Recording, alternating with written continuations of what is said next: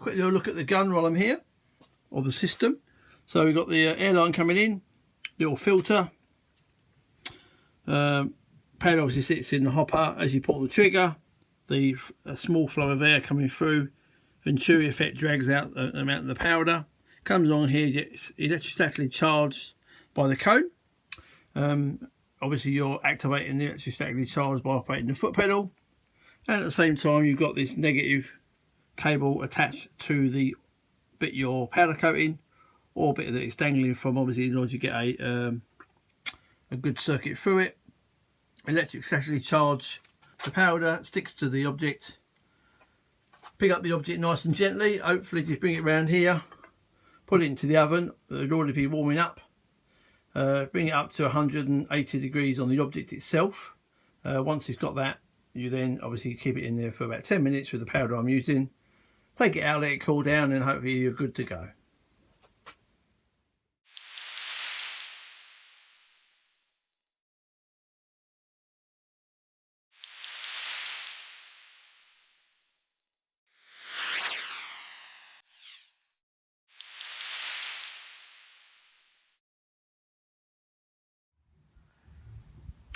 Afternoon all.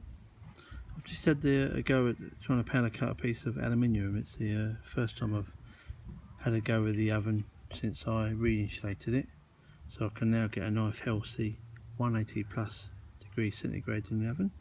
This powder that I've used on here is probably 6 years old. I did sieve it just for an old tea bag sieve or tea leaf sieve to try and get any of the lumps out of it. Blew the gun out nice and clean first of all with an airline, and then put the powder in, set it all up, had a go with it. It seemed to go a bit lumpy.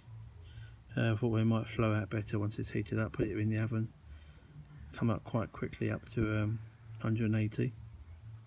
Sat there for 10 minutes and obviously see it all go nice and glossy, like it'll flow out around about 150. But I stuck with it because it says you need to get up to 180 to get the cure properly. It was a brand new piece of aluminium, not an old dirty old bit. It's a bit that I left over from the kit car stuff. This is obviously satin black. That back side's come out quite nice. The tape on there is some silicone tape that you use to tape up areas that you don't want to get powder coated, which we'll have a go at putting off in a minute. I haven't tried it myself yet. These bits here are a little bit lumpy. My intention is to use powder coating for stuff like wishbones, some of the underbonnet panels. So something like that. It's not ideal, but I probably wouldn't do it again if it came out like that. I'll probably put up with that. But certainly the back side looks really nice. I'm really happy with that. I just, as you might see in the video, or pictures, I just scuffed up the aluminium with like a Brillo pad, then I wiped it down with a solution. Then obviously put the tape on, kept my hands well away from it to keep all the grease off your hands and the natural oils that were in there off. So it might be a bit difficult whilst holding the camera, but let's see how hard it is to get this tape off. I wanted to sort of see how hard it was and what the end would be like. It is quite sticky. It's very hard tape. It's not very flexible when you first put it on. So it come off nice and easy. Got a lovely line on this bit here where it's really stuck down really well. Also wanted to see what the coating would be like on the edges as well, because I deliberately brazed the edges and gave them a good clean. So it looks pretty good. I haven't tried hitting with a hammer yet. After the 10 minutes of curing time, I just took it out of the oven, just let it cool down in the nice cool garage. But yeah, quite happy with that for the first attempt. I've also ordered some silicone bungs that you would put in any of the bolt holes that you don't want to get coated for the same reason. Reusable bungs, they're on their way.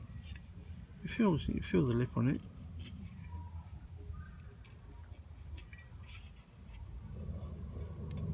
Not sure how many foul that is, but yeah, considering that's pretty old powder coating dust, my first real attempt in a number of years.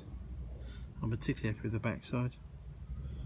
They come out really nice. Yeah, I'm happy with that. I was watching something on YouTube the other day on the Eastwood site. Eastwood being one of the companies in America that supplies a multitude of different tooling, including powder coating kits. And one of the tests they did after they did their powder coating was to hit the piece of metal with a hammer to see how it held up to the powder coating.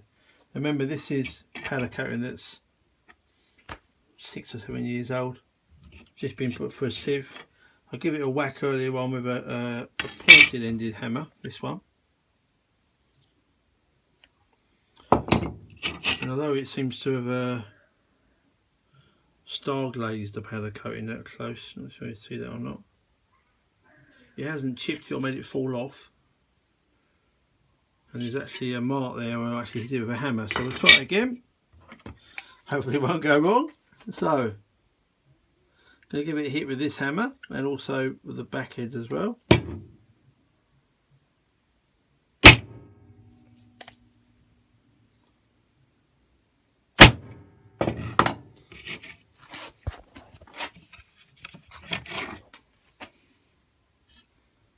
So it's dented that, but hasn't caused it to come off. And it hasn't actually cracked it or made it flake off. And again, maybe a little bit of star glazing around the back edge of that.